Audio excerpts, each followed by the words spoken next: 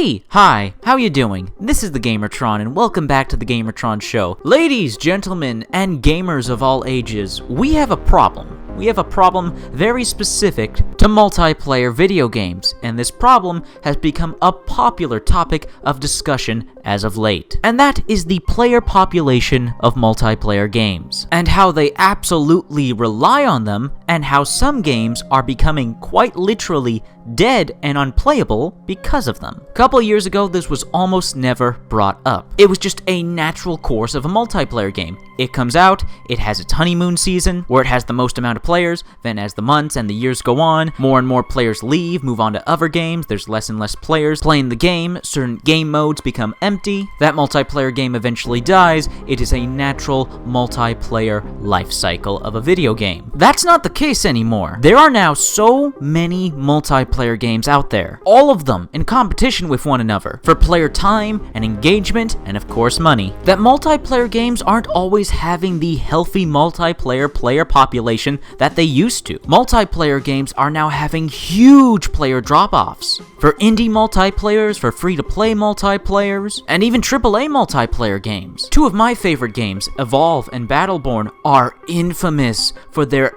epic multiplayer player population drop-off. When you bring up dead multiplayer games, Evolve and Battleborn are some of the games you bring up. We'll get back to talking about Evolve and Battleborn later on in the video. But those are just the big name infamous titles right now. Right now, having a stable multiplayer player population is a problem for all multiplayer games. Entire game modes being abandoned, playlists just being empty, and multiplayer games just dying swift deaths before the developers can even release all the post-content they promised for that multiplayer game. Now, there are certain big-name franchises, and certain big devs and publishers where whenever they produce a new game, they are guaranteed to have a healthy multiplayer base. Games like Call of Duty, although that's struggling quite a bit as of late, Battlefield, Blizzard's Overwatch of course, League of Legends and Dota on PC, Halo on Xbox, Uncharted on PS4. Those games are safe. They don't need to worry about multiplayer population. And we have some new up-and-comers as well. That being said, however, I think anyone who's been paying attention closely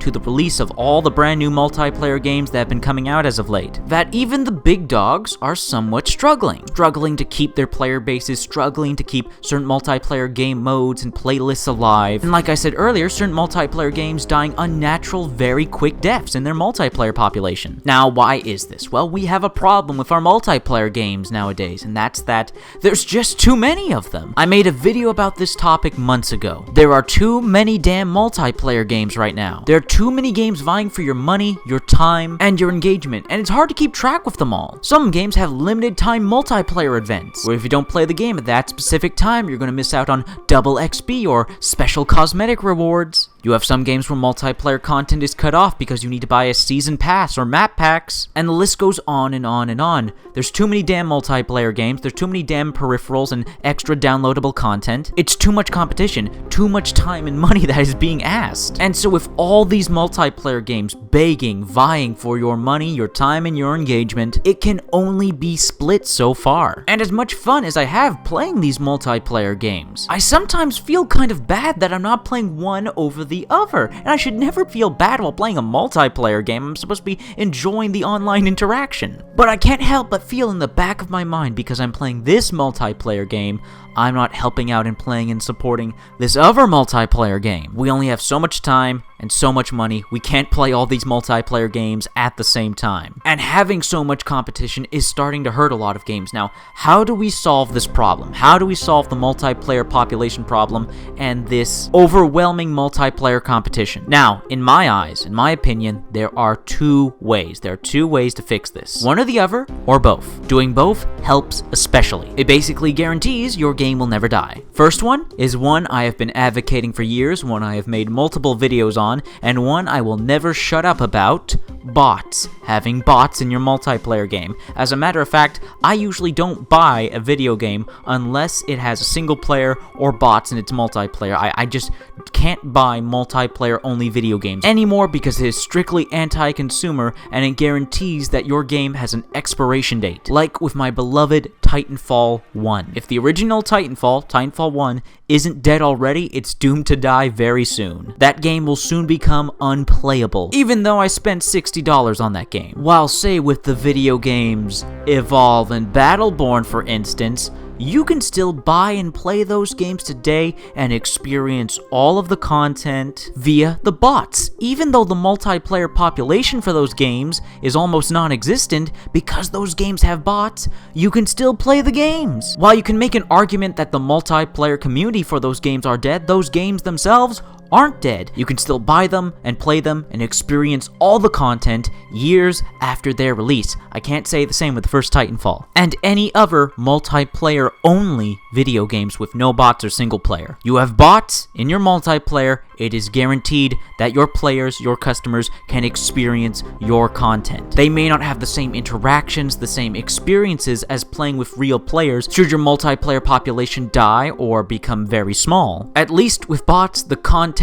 can still be accessed. An experience can still be had, at least. Now the second answer, the second solution to this multiplayer population and competition problem: cross-platform play. Enough's enough. It's time we went full cross-platform with our multiplayer games. Xbox, PlayStation, and PC players all being able to play with one another. This is guaranteed to help and sustain healthy multiplayer populations. With these different platform player bases and platform populations being able to interact and play with each other, they all become part of one game population, guaranteeing that all the game modes, all the playlists are to be filled with players. Certain multiplayer games that already have cross-platform play enabled, games like Paragon and Gears of War 4. Paragon, where PC and PlayStation 4 players get to play with each other, and Gears of War 4, where Xbox and PC players get to play with one another. Both those games, months after their releases, both have solid, stable, very active player bases, because you have two groups, two platform player groups and populations to pull from. Right now on PC, even though it is a critically acclaimed game and everyone loves the game, Titanfall 2. Titanfall 2 on PC is struggling with its player population, while all the news I hear about Titanfall 2 on the consoles is that they have very strong, very stable player populations. Imagine if Titanfall 2 enabled and implemented cross-platform play between all platforms, Xbox, PlayStation, and PC.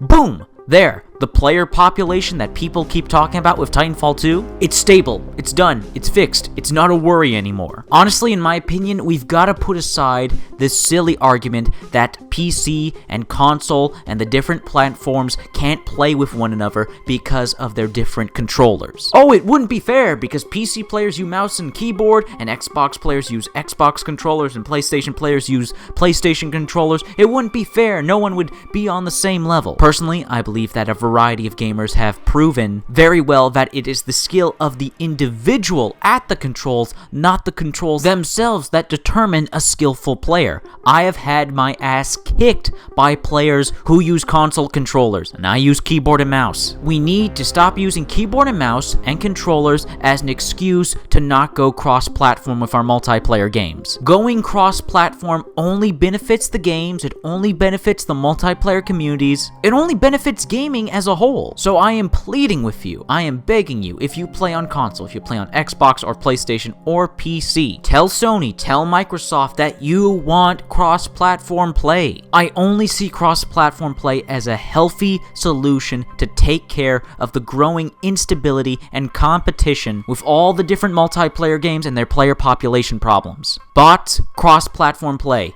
Your game has both of those, you're set. You don't need to worry about a damn thing, your game's gonna be fine if it's multiplayer. And it has those two things. For instance, Paragon brought it up earlier. It has both bots and cross-platform play. It is simply impossible not to get a full match of players in Paragon. Aw man, imagine this happening for your favorite multiplayer game. Titanfall 2, Overwatch, Battlefield, Call of Duty, Rainbow Six Siege. Just like that, all those games adding bots, all those games going cross-platform. While Evolve and Battleborn both had bots, I have no doubt that if they were cross-platform, they may still have a decent player base. I mean, it would certainly help the games. I just want all multiplayer games really to be playable for everyone to have a chance to experience their content. Because right now, releasing a multiplayer only game right now, or a game that has a major focus on multiplayer, it's actually kind of risky. It used to be a sure thing. Oh man, a hot new multiplayer game has hit the market, time to pick it up and play it with all your friends. But now it's, oh shit, 12 new multiplayer games just hit the market, all at the same time. Now I have to pick and choose. I can't play all of them. And if I don't play these multiplayer games on their honeymoon period when everyone's playing them day one, there's a chance I may not be able to play everything in that multiplayer game, or anything at all for that matter if anyone's still playing it months down the line. Oh shit. I hate now that this has become a possibility, that this has become a problem within the gaming industry and the gaming community. And I really honestly believe that if multiplayer games from now on just always ship with bots and go cross-platform, I have no doubt it would significantly help, if not save, some of these poor multiplayer games getting caught in the crossfire of competition in both sales and player playtime. But hey, in the end, this is all just my opinion, and I would love to know your thoughts, feelings, and opinions on this growing epidemic of multiplayer games. And what do you think of my solutions? Let me know your thoughts, feelings, and opinions on the topic of this video in the comment section down below. I love reading comments, get nearly enough comments. Please leave a comment. If you like the video in any way, shape, or form, please be sure to hit the like button. Hitting the like button helps you, helps me, helps everybody involved with the video. If you hit the like button, if you want to help out and support this video, then please share it on social media, Twitter, and Facebook. And if you want to help out and support me directly, then please consider pledging and becoming a patron on my Patreon. Anyways, guys, that's been a video, and I'll see you all later.